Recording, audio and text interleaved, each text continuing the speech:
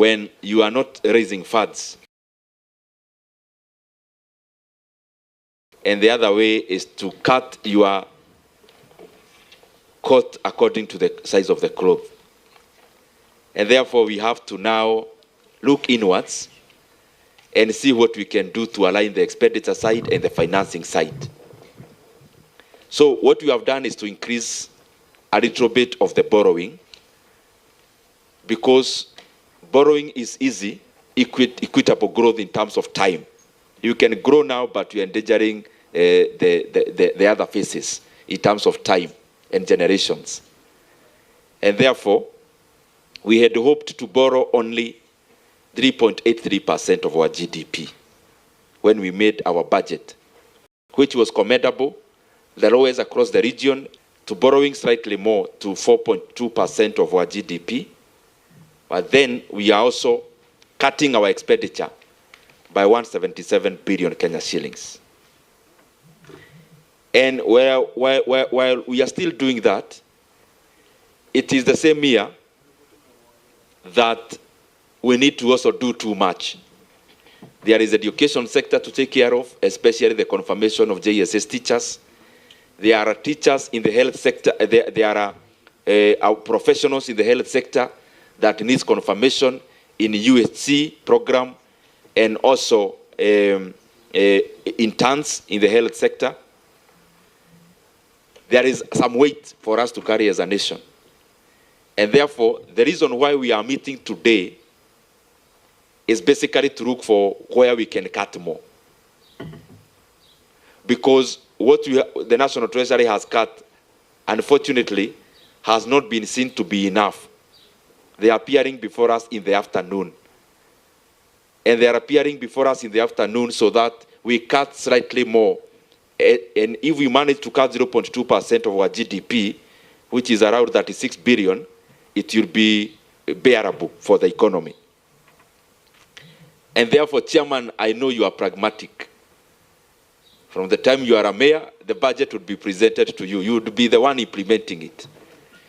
And the beauty is that you have another mayor here for Migori around that time.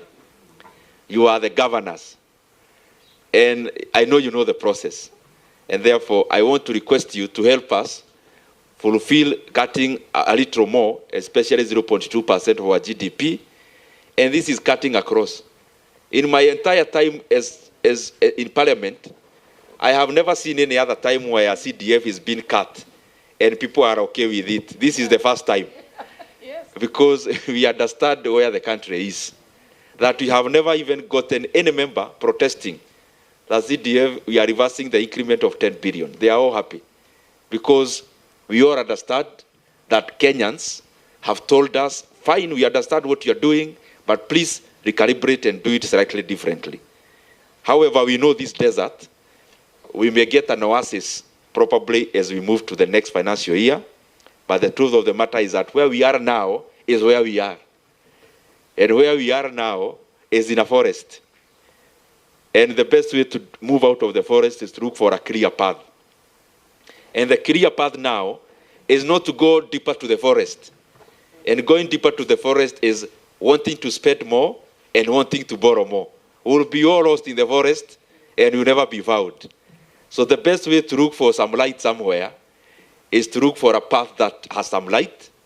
And that path is borrow less, spend less as we proceed to the next financial year. So that is where we are. And these members have been working even over the weekend just to establish more cuts, by the way. That's our work now. So, Chairman, please help us and take the mic and help us to do that. Thank you, Chairman. Chairman, from the onset, we are aware, alive, of the happenings in the country. We also understand what Kenyans expect of us. We know, we understand the austerity measures that were given by the executive, but we've always said, your committee is us and PSC is you. So anytime we come here, it is an in-house understanding. Chairman, we are here to unpack the supplementary one, estimates financial year 2024-2025, as by your It's requested specifics, that is on the overall variation between the approved and the revised budget for the Parliamentary Service budget, the key programs, projects, and spending items affected by the revised budget, the expected impact of the revised budget on programs and project targets, and another relevant information. Chairman, yes, it is true. But Chairman, even before I invite the Secretary to the Commission to present, we've also done comparisons and contrasted. When you look at other agencies, our equivalent, the JSC, we have seen the percentage that has been affected or affected on them. Chairman, while we are here, you know the functions of Parliament, quite different from other MDAs.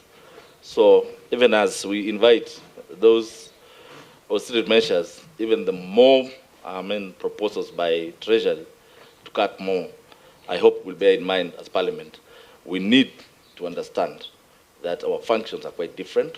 For example, Chairman, you know, when you talk about domestic travels being cut by 100%, you know what it means? By other important functions like advertisement being cut by 50%, Chairman, you know, that will affect public participation, which is an important component of what we do in this House. So, Chairman, I hope members will understand that we really need to move as Parliament despite all those cuts. Without much ado, let me invite the Secretary to the Commission to do the presentation. I thank you, Chairman. Thank you very much, Honorable Chairman and members of the Budget and Appropriations Committee. We appreciate the opportunity to engage with you in this conversation on the supplementary one budget.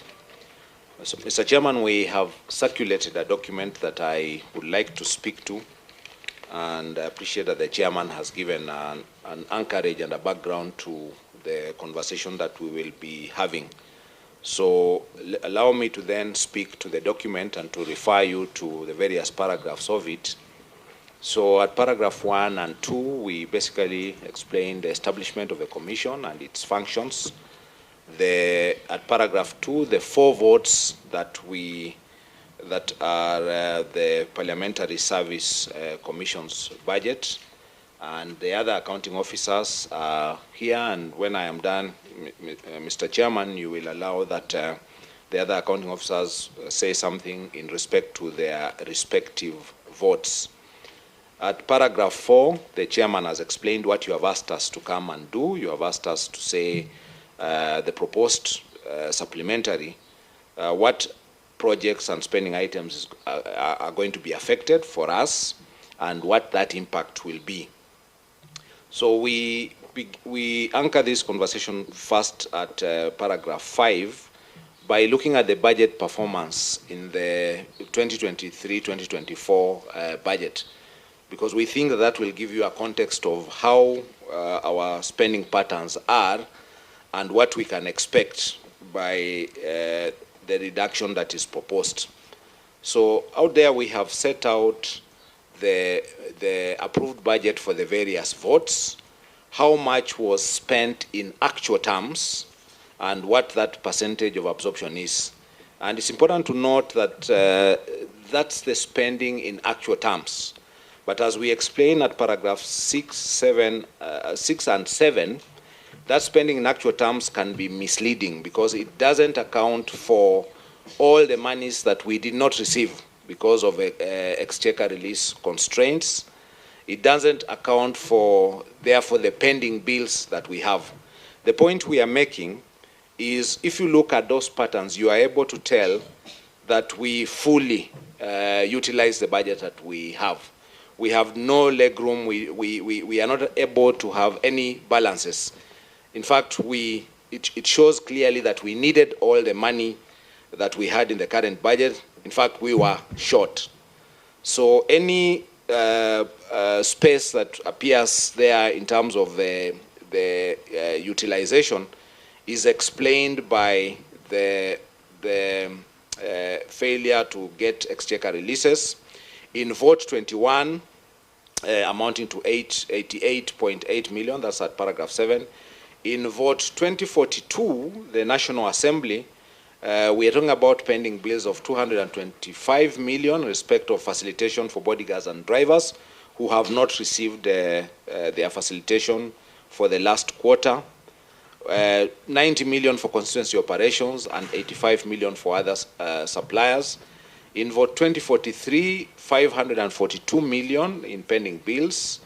In development, we have 964 million that's yet to be paid in certificates.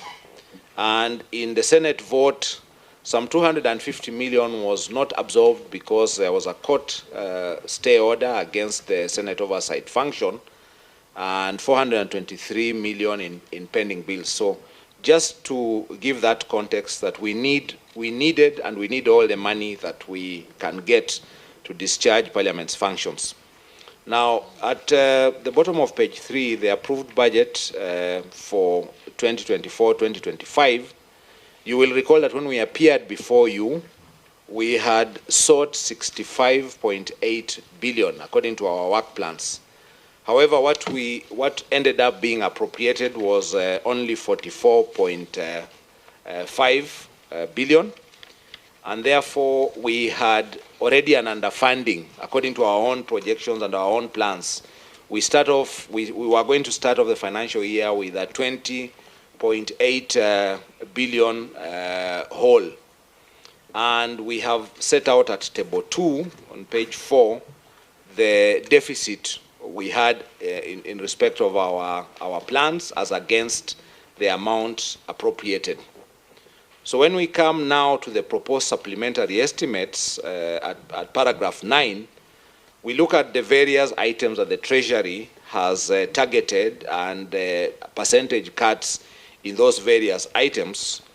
And we underline the point that the chairman has made, that it is not possible to do a one-size-fits-all approach to austerity and to budget cuts across MDAs, because MDAs are in different, and the various agencies are in different business. Their core business, what they do, is different, and that needs to be taken account of. So we explain why we are different and why those items would cripple us. So if we take communication supplies and services, for example, the 20% cut, we need to understand that this is what is responsible for advertisements, for public participation, a fundamental requirement under Article 118 of the Constitution. We have had a series of court decisions, Mr. Chairman and members, which have faulted our public participation as inadequate, even in terms of the notification by advertisements, in terms of sensitization. The most recent judgment actually says that our advertisements are too small and the print is too small. They actually want us to take a full page or a half a page. It has become that prescriptive. So any cuts of the kind contemplated would mean that we are unable to meet our constitutional obligations. When we come to domestic travel, subsistence, and other transportation costs, this is the business of Parliament, basically. The Parliament travels domestically for inquiries, for stakeholder engagements, for fact-finding missions, for representation. The mileage reimbursement for members for travel to constituencies is under domestic travel and subsistence. And who is to say that we can compromise that aspect of representation? When we come to a 100% reduction in membership fees, dues and subscriptions, we will make our Parliament a pariah Parliament that is not up to date with its CPA subscription obligations, IPU, Pan-African Parliament, the ICGLR. So these are subscriptions that we, like all other parliaments, must pay up. So if we were to agree to a 100% reduction, we would exclude ourselves from the international parliamentary fraternity.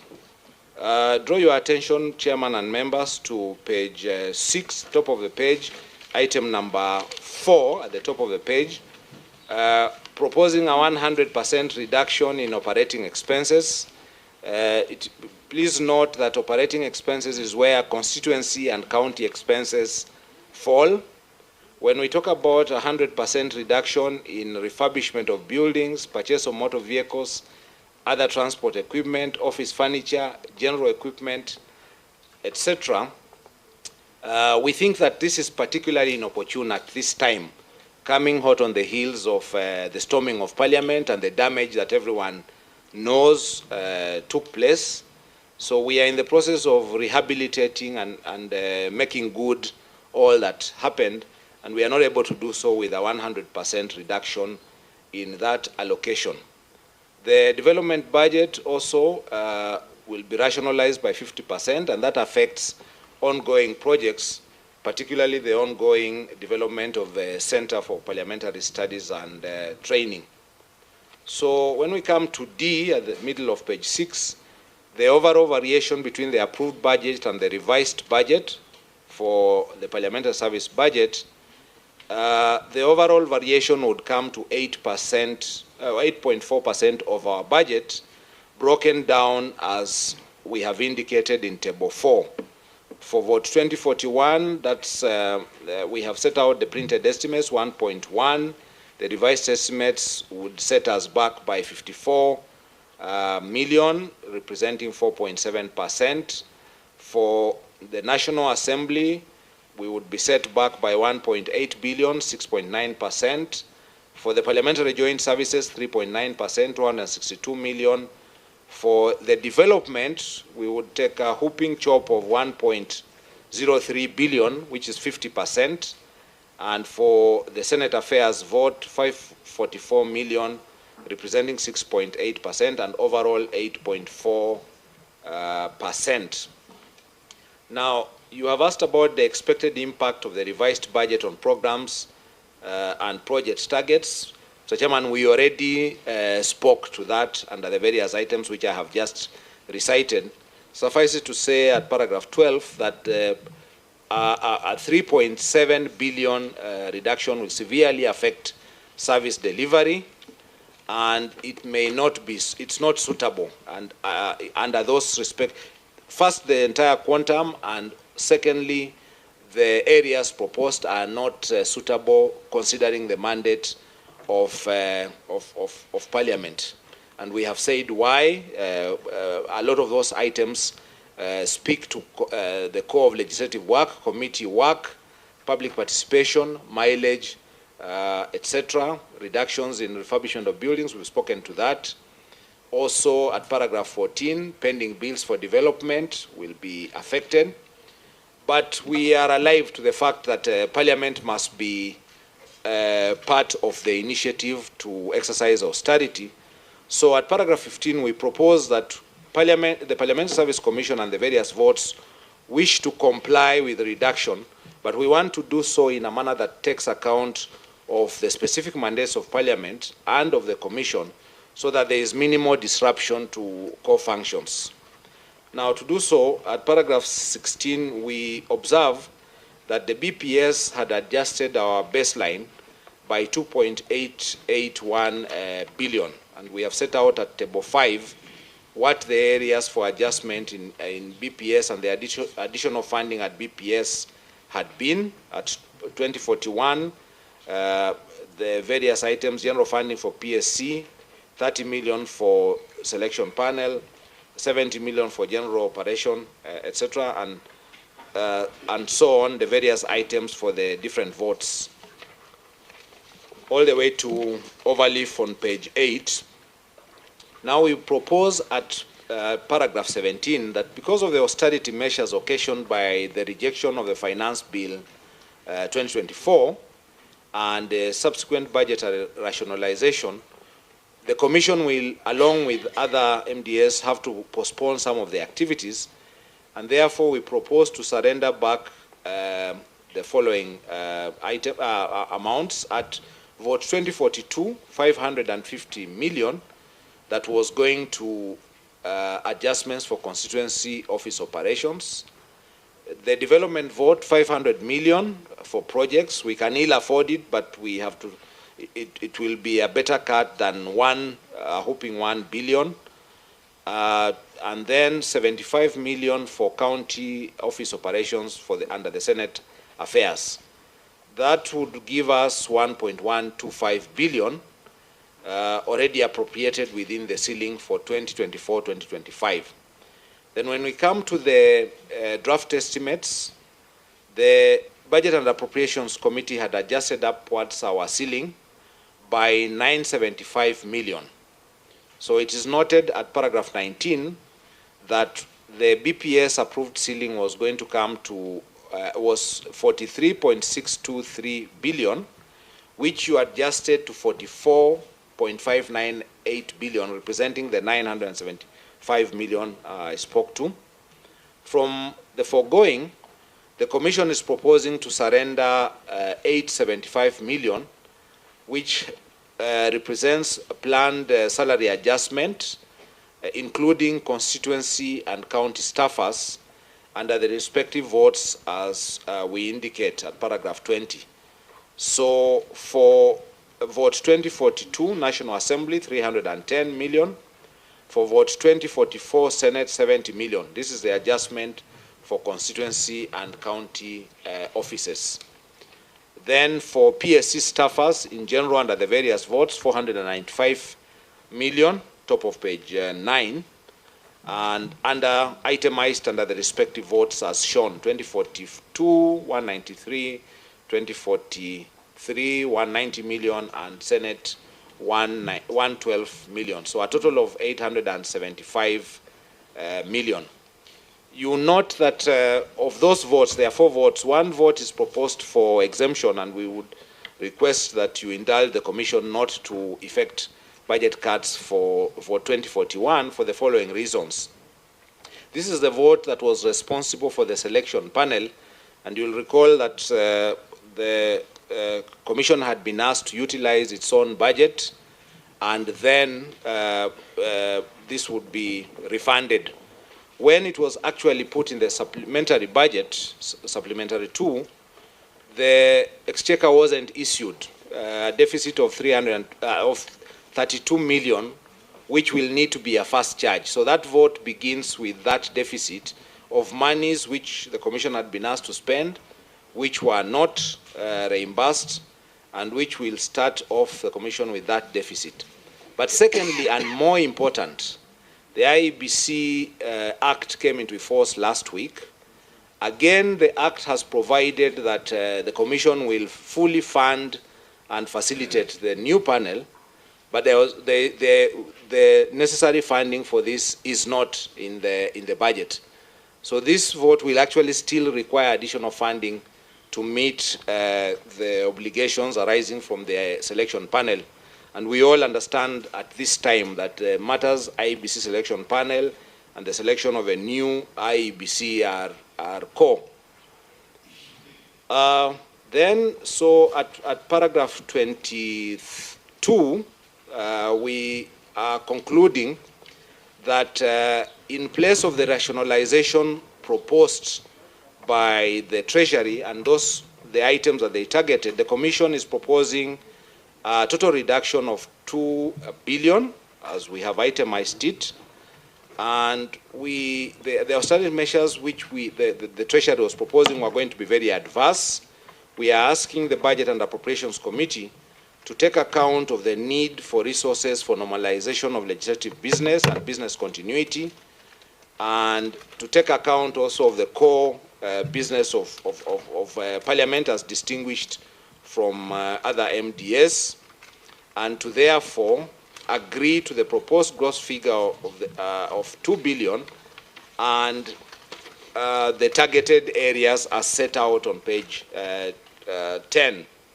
So for 2042 National Assembly, 550 for constituency operations, 310 million for constituency office salary adjustment, 193 million for permanent staff salary adjustment, a total of 1.053 billion. For vote 2043 recurrent, 190 million, which was going to be staff salary adjustment, and for development 500 million, which was going to development projects. Then for vote 2044 recurrent Senate affairs, the respective items, 75 million, 70 million, and 112 million, representing county operations, county office salaries, and salary adjustment, bringing a total of 2 billion. Mr. Chairman, that's the thrust of the presentation.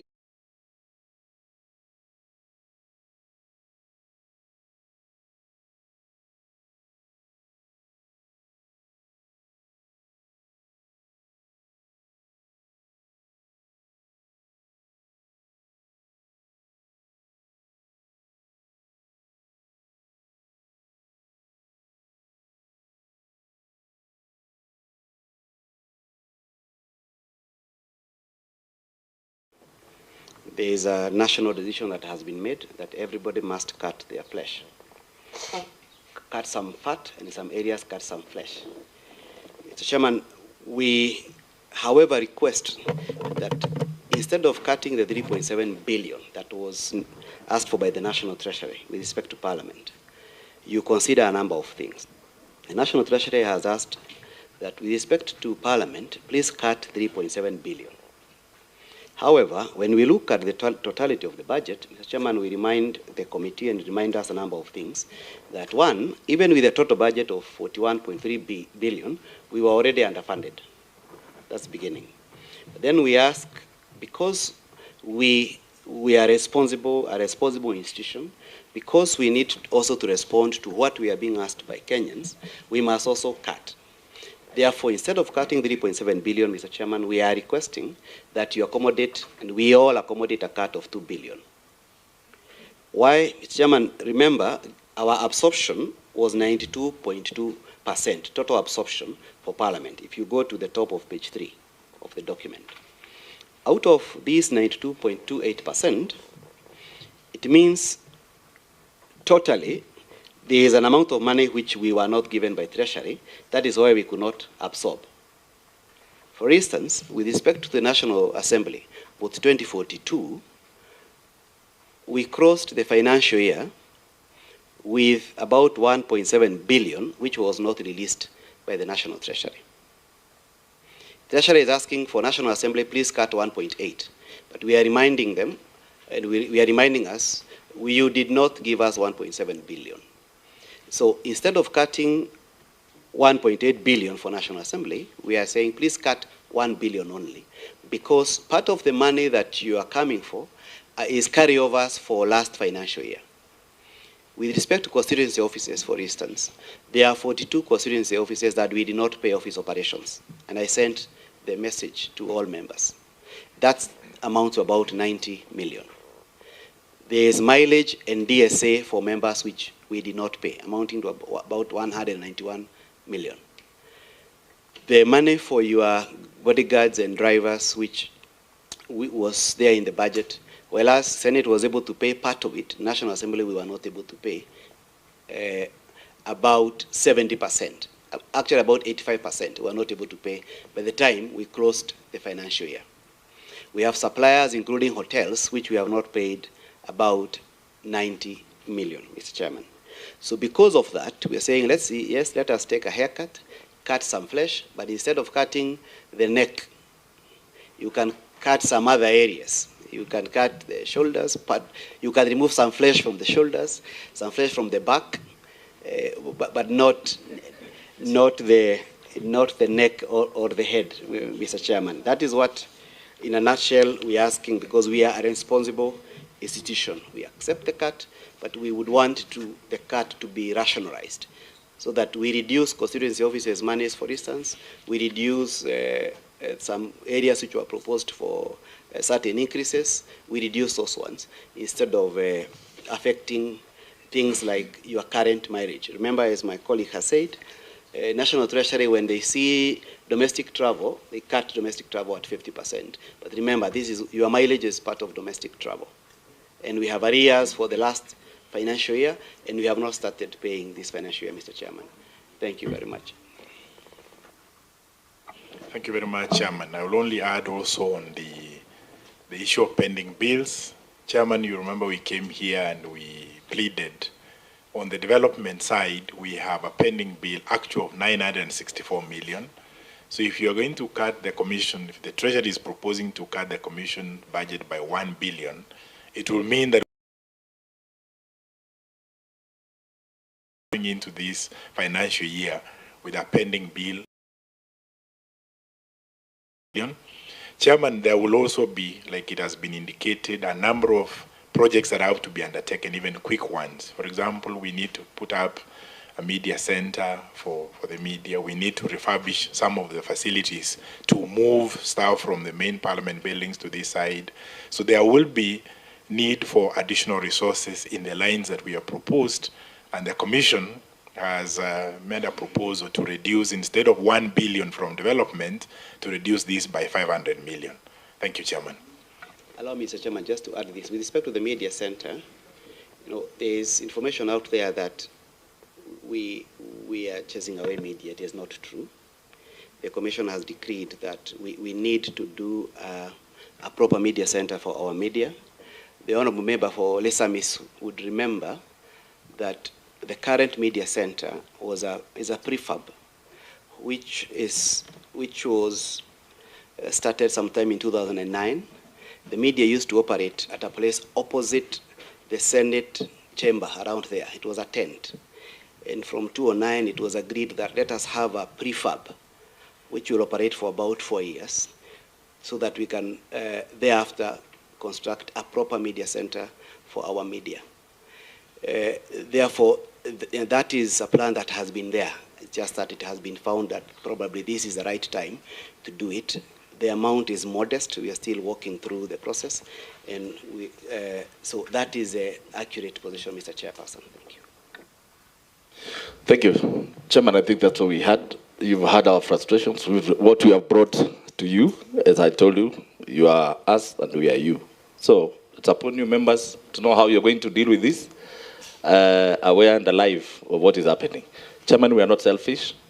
You've heard we're even ready to give in 2 billion, despite what we are going to lose in terms of our coma debt. So, Chairman, that's what we have.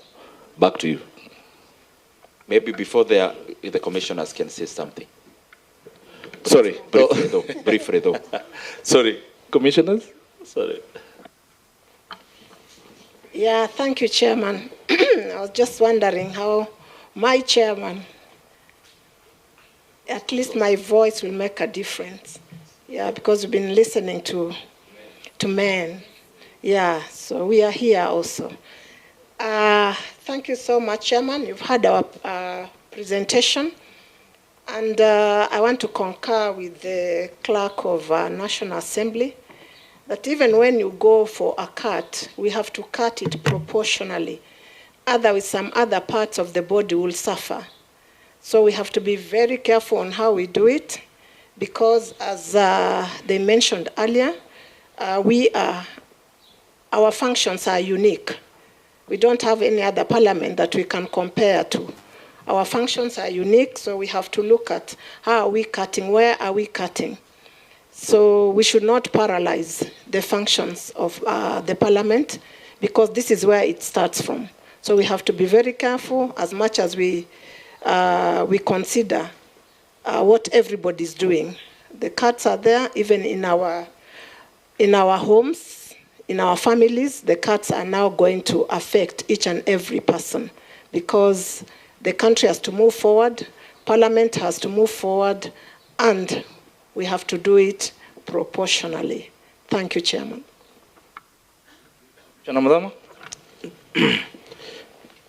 Chairman, from the time the finance bill came to be in place and the debate started, as a concerned person, concerned with the lives of Kenyans, I looked at certain areas, actually, which if they are considered seriously, we will be able to move this country forward. Chairman, one reduction that should not take place is CDF money. Today, and this is through experience, is any project that can make Kenyans quiet is initiated through CDF. So any reduction on that, we are giving a pitch outside there that the government is not performing.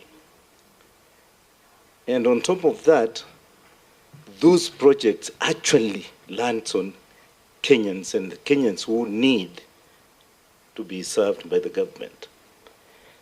The other area, Chairman, I thought should not have reduction is Minister of Education or the education sector. Chairman, that area, any reduction that is taking place there is pushing this country backwards. The more educated we have, Chairman, in this country, the more chances of solving problems. Chairman, the other area I thought of was health sector. Surely, it's not the talk we talk there, give Kenyans food, give Kenyans food. Chairman, give Kenyans good health. They will produce food for themselves. So health ministry should not be touched. The other area, Chairman, is judicial system. We have cases with Kenyans that has gone as far as 20 plus years. They cannot be dealt with because we do not have enough judges, Chairman. So any reduction on that, actually, again, you are weakening the service to Kenyans that they deserve, they require more than anything else. PSC, Chairman, this man goes around you people. This is where you at least you do away with the shame of non-performance. Because if your drivers are not paid allowances, Chairman, so what kind of an MP you are and how are you serving your people? Chairman, we came 2 years ago here. We have finished Mbunge Towers. It has been there.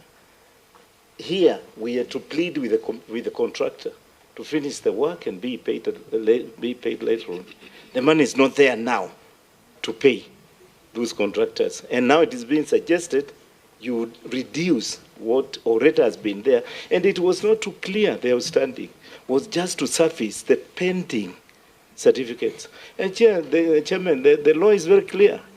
If you are served with a certificate of payment that you don't pay, you know what happens. If it is 1 million shillings, you will end up paying 1.5. The other area, and the last one, Chairman, is security. Security, Chairman.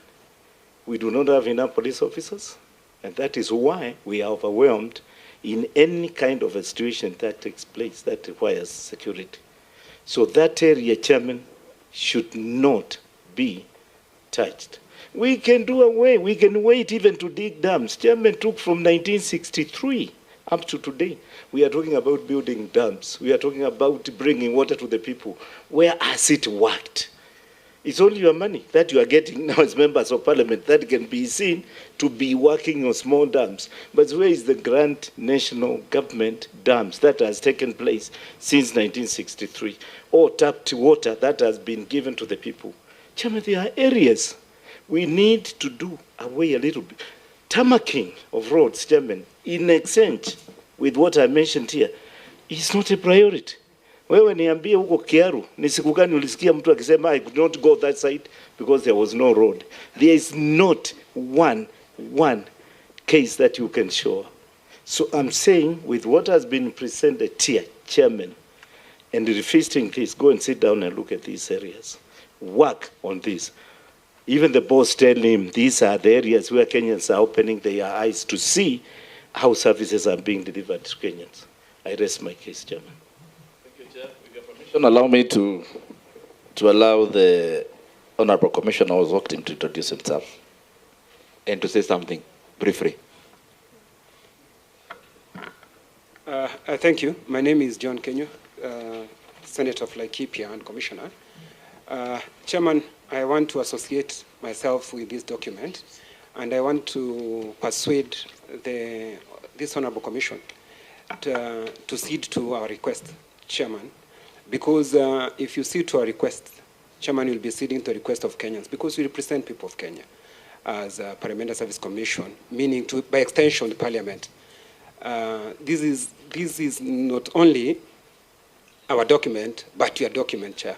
So please, I would request, when you are considering it, you give it a more thought comparing to when you are looking at the other sectors, Chairman. I rest my case. But Chairman, because I believe that when you listen, you learn. When you speak what you know. I would prefer to listen. Thank you, Chairman. Thank you, Chair. Chair, Dr. Nyekal is following this process from somewhere, and he has just told me to inform CNN Joroge that grafting meat is not cut from the back, but it's cut from the buttocks. So it's upon you to know where our buttocks are. Thank you very much. Thank you very much. I almost thought, why is Honorable Kenya saying he prefers to listen, then he's drawing the mic to me? You are trying to say what, Honorable Kenya? Thank you very much, Senator, for Laikipia and all the other commissioners and all the representatives of the Parliamentary Service Commission. And I want to agree with the chairman of our party, the former chairman of our party. You have talked like a representative of this committee. And that is the kind of openness